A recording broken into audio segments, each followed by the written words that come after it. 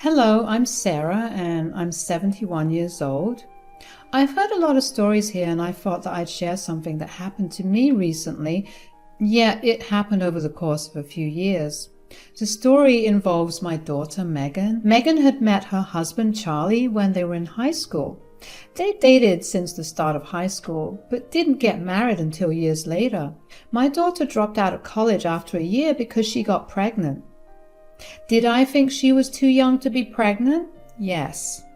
But I was not going to shame her for it because she seemed very excited about it. What made me upset was that she and Charlie were moving across the country with Charlie's parents. Megan announced her pregnancy and moved all together at a dinner party. I had taken Megan aside after everyone had congratulated her and told her about how I felt. "Can I just talk to you for a minute?" "Yeah, of course, Mom. What's the matter?" "First of all, I just want to say congratulations on the baby. I can't wait to be a grandmother." "I bet. I'm going to make sure that at the very least my child and I come down to visit you frequently. After all, as a first-time mom, I will need the help of the best mother in the world." "Oh, stop it. I'll be of any help that I can. But about you coming down frequently."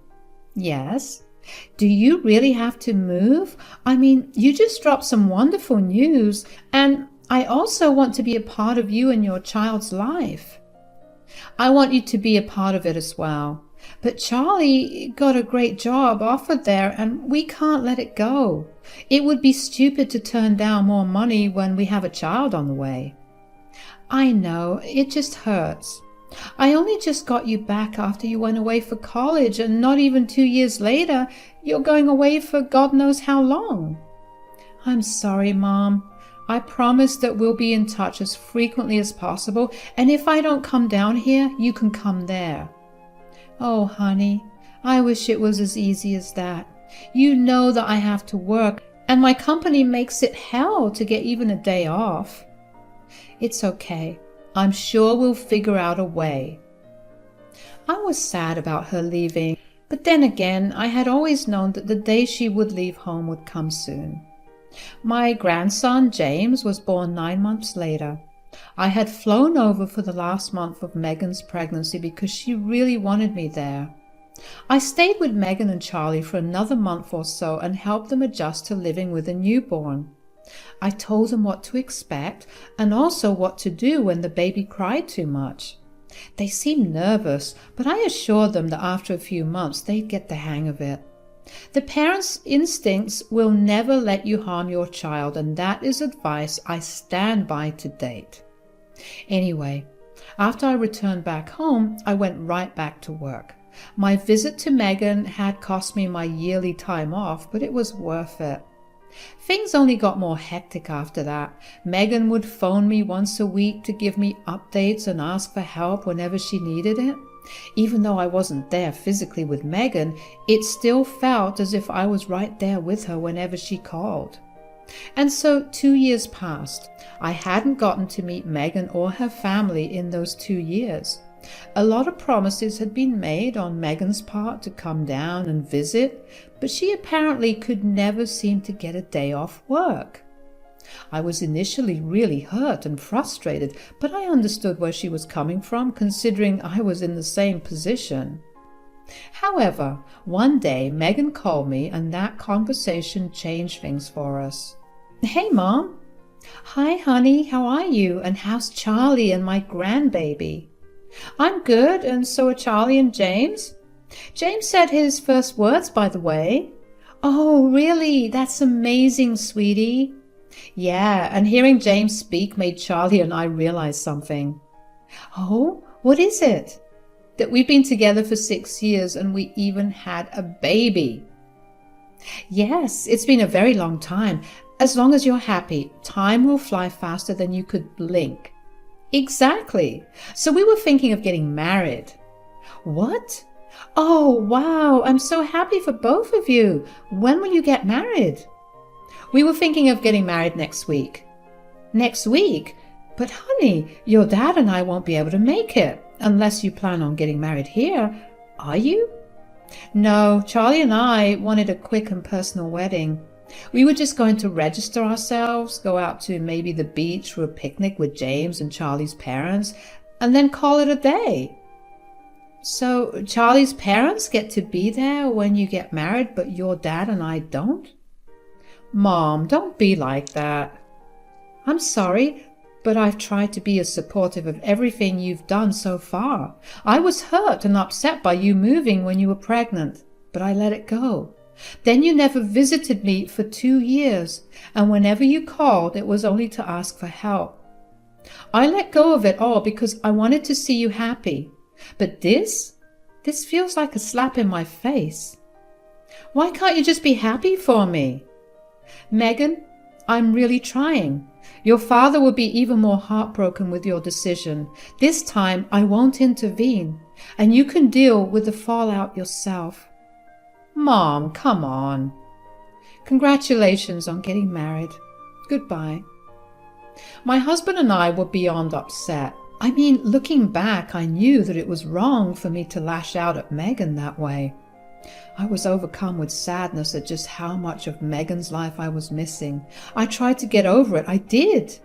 Megan called me after she and Charlie got married, and I tried my best to engage in proper conversation with her. But I couldn't get past my sadness. Eventually, Megan stopped calling. She sensed that something was wrong, and while she never made an apology, she decided it was best to just not contact her father and me as much. Somehow I managed to move on with life. It got easier as more time passed. My husband and I got through our grief by spending our time with each other. We went on a lot of trips together, not out of state, but every other weekend we went to various resorts and different parts of town, and sometimes we would even get to the town over.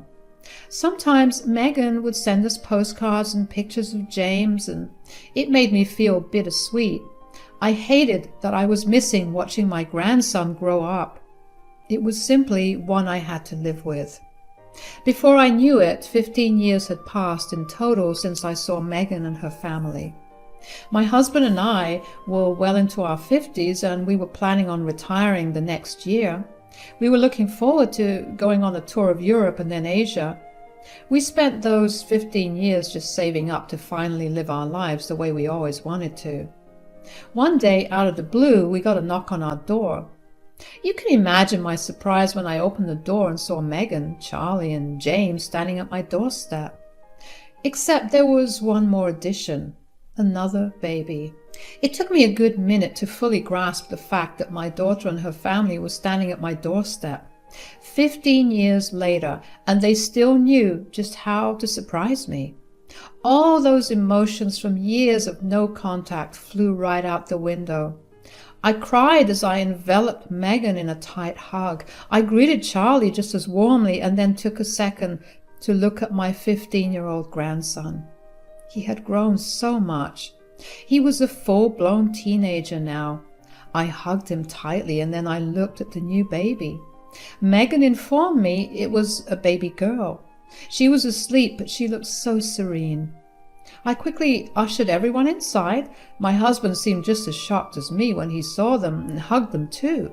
I quickly made all of us cups of coffee and sat down with them to ask them what they were doing back home. So what are you guys doing back? And Megan, when did you have another child? Well, I gave birth 6 months ago. After I gave birth, I began to miss home way more than I ever thought I would. I guess giving birth reminds me of what things were like 15 years ago. Speaking of which, we really are sorry for not keeping in touch. No, we should have also tried to keep in touch. Our egos got in the way of us enjoying family time, even if it was over call. But Mom, so much has happened since we last spoke. I'm sure it did. I mean, you had another child. What's her name? We've named her Sienna. Do you want to hold her? Yes, of course. Oh, isn't she a doll? Oh, what is this? She has blonde hair. I know. We were surprised too. Does Charlie have blonde genes in his family?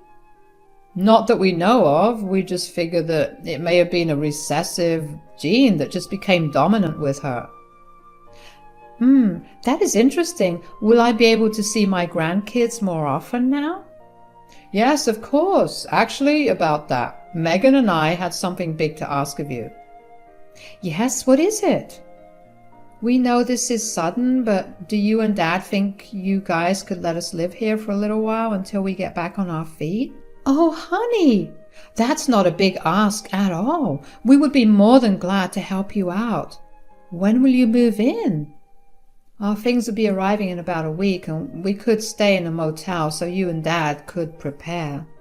Nonsense. This house has always been too big for only the both of us. We can slowly figure things out as time passes, but you guys can stay here starting now. Thank you a lot. You are helping us out big time. We promise to be as helpful as possible.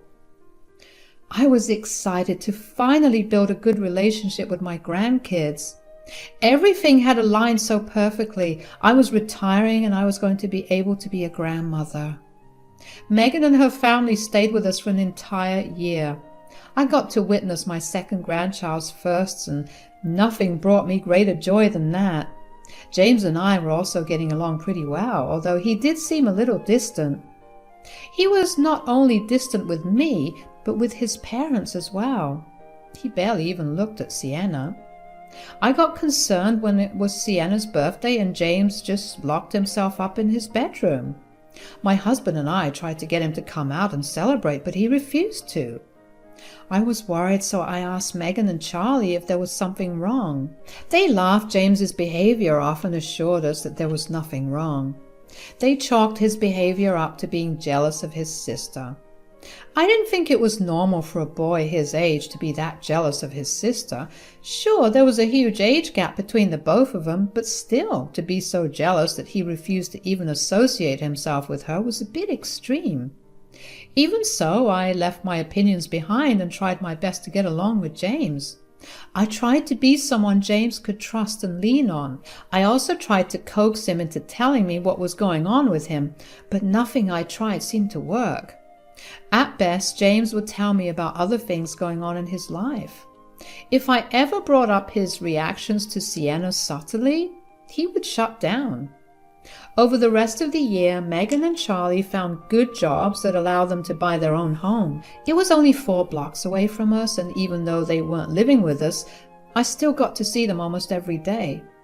With both Megan and Charlie working, I was asked to babysit Sienna a lot. Years began to pass, and I essentially became a second mother figure to Sienna because of how much time I spent raising her. We ended up developing a close bond. But there was one thing that I noticed. James began withdrawing from me even more. Whatever little progress I had made since he moved here started slipping from my hands. But before I could do anything about it, James decided to move out of his parents' home and go to college on the other side of the country. James and I barely spoke after that. I only got to speak to him over the holidays and birthdays. It hurt that I had to go through the same things over and over again, but I learned to be happy with what I had at the very least, and that was Sienna. Sienna grew into a very pretty and able girl, although as she grew older there were a lot more distinct and different features showing up in her. For starters, she was more olive-skinned than pale like the rest of her family. Her facial structure was different, and she had very curly hair, a trait that no one on either side of her family had. My husband and I often discussed how it was possible for Sienna to look so different from us, and every time the conversation would leave us feeling a little unsettled. One time when Megan had come over to spend time with me when Sienna was around 9 years old and was off to school now, I decided to ask Megan why Sienna looked so different. "I've been meaning to ask you something, actually." "Yeah? What is it?" "I mean, this is in the nicest way possible, but your father and I were just curious. Why does Sienna look so different from the rest of us?" "What are you trying to imply here? Are you trying to ask me if I cheated?" "Whoa, what? No, I would never accuse you of something like that. Your father and I have been talking about it a little, and we couldn't help but notice that Sienna has a lot of different features." Yes, she has a lot of different features, but she is still our daughter. I gave birth to her. Yes, honey, I don't doubt that one bit. I'm only wondering about why the difference exists. I love Sienna just the way she is, with all my heart and soul. What do you want me to do? Do you want me to pull up her birth certificate, or do you want me to introduce you to the nurses and the doctor who helped deliver Sienna? Honey, you're lashing out. I was only asking because I came across this DNA test that tells you about your entire ancestry. Maybe we could all do it and in the process find out where Sienna gets her genes from. Absolutely not. That feels like a setup. A setup? What exactly would I need to set you up for? If I give in now, there's no telling what else you'll ask me to do. You're thinking too much into this, honey. You know what? Why don't we just drop the topic? I couldn't understand why Megan was being so defensive about Sienna's appearance. It's not like I was insulting her, but in a way I still understood what she must have felt. My husband and I let go of it and instead just enjoyed our years bringing Sienna up. Things started to change when Sienna was 15, though. She would often swing by my place after school. She would come over looking sad and sometimes even in tears. That was alarming because she was the most joyful girl I knew. After a little prodding, Sienna revealed that she had an assignment a few months ago regarding genetics where her class was asked to bring pictures of their families. When she brought hers, everyone looked at her in confusion. Her teacher also looked confused and asked her if she was adopted, to which she obviously said no. The teacher had pulled her aside after class and asked her if she was sure that she was not adopted because, logically speaking, there was no way that she could look that different from her family. While her teacher was nice towards her, the rest of her classmates weren't. Word of her starkly different looks got around and kids began making comments. I felt bad for her, I really did, but I reassured her that she was a part of the family no matter how she looked. This went on for a long while before Sienna actually came back home sobbing one day. I can't take it anymore, Grandma, I can't. What happened, sweetie?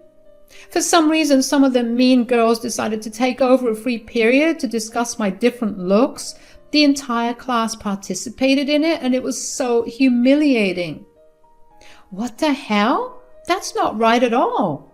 Do you want me to tell your parents to take this up with your school? It won't be of any use. They tell me to just let go of whatever the other kids are saying. I tried asking them for a DNA test, but they always get angry at me for asking. Oh, sweetie, I'm so sorry that you have to go through this. I can try talking to your parents about the DNA test. You know, a few years ago, I tried talking to your mom about it too, but she got angry with me for it. Yeah, Mom and I get into a lot of screaming fights about it. I promise you, if there's any other way for me to help you feel better, I will. Just say the word. Well, I'm turning 16 in 2 weeks. Could you maybe get me those DNA test kits as a gift? Of course, sweetie, although it will have to remain a secret. You can't tell anyone because it can't get back to your parents. Of course. Was it wrong to go against my daughter's wishes? Yes. Was it okay for me to watch my granddaughter struggle and not do anything about it? Absolutely not. So I ordered her the DNA test. It arrived in the mail a week later, and Sienna did it the same day it arrived. We shipped it off and waited for the results, which could take up to a month to come. I saw a big shift in Sienna's mood after that. She seemed a lot happier and lighter, like a burden had been lifted off her shoulders. A month flew by quickly and we had the results waiting in my inbox. The first thing the result told us was that Megan, Charlie and James had all taken the DNA test a few years ago when Sienna was around 4 years old. This meant that Sienna would get a more accurate result. Sienna's excitement over the report quickly turned to horror. I had let her see the report first, so I had no idea why she was so horrified until I saw the report myself. The report had said that she was James's daughter. There had to be a mistake. We Googled the accuracy rate of the test and it was pretty high. I felt sick. And Sienna didn't look so good either, so I called up Megan and told her and Charlie to come over as soon as they were done with work. I told her about what Sienna and I had found out, and she was furious. I told her I didn't care about her anger because she owed Sienna an explanation. When Megan and Charlie arrived, they looked frantic. "Mom, why would you do something I explicitly told you not to do behind our backs? Save your anger at me for later. Sienna is a mess. Tell her the truth." "We never wanted to, but Sienna, sweetie, you should know that we love you, and you'll always be our little girl regardless of the technicalities. Please, just tell me. When your brother was 15, he got a girl pregnant. She wanted nothing to do with the baby, so we took the baby in, and that was you. So, you guys are my grandparents?" "Technically, yes, but we raised you like..." "So, let me get this straight. You lied to me for my entire life about my relationships with you, and then when I started getting bullied, you got into screaming matches with me instead of just telling me? Do you even know how messed up that is? For years, I've been struggling with this. You knew it, and you still didn't say a word. You don't love me. You just wanted to keep up appearances. Sienna, don't you dare speak to us that way. Whatever. I'm moving in with Grandma. I never want to see you guys again." "Sienna, sweetie, please. What else would we have done?" "I think you guys should leave. She's dealing with a lot right now." "This is all your fault." "No, it's yours. You damaged your child's entire perception of herself for years, and now it's catching up. Give her the space she wants. It's the least you can do for her." Megan and Charlie tried their best to get Sienna to come back with them, but she wouldn't budge. They left, but not before yelling all sorts of profanities at me. I asked Sienna what she was going to do from then on because truthfully, even I was still reeling from the revelation. Sienna told me that she was being serious about moving in, and I told her that she was always welcome here. Megan and Charlie tried to report me for kidnapping, but Sienna was 16 and was allowed to make her own decisions regarding where she wanted to live, and since she was still living with a relative, there was nothing wrong. I've put Sienna into therapy because of how much she's dealing with, and even though I see no progress right now, I'm sure that she will feel better soon. Megan and Charlie have tried every way possible to get back at me, but I've always told them that if they tried anything on Sienna, I would tell everyone in the family about what they did. True to themselves, they stopped making any more efforts because of the threat of a ruined reputation. Anyway, my husband and I are planning to take Sienna to Spain this summer in the hopes of making her feel better. It's going to be a long and hard road ahead, but I'm sure the journey will be worth it in the end.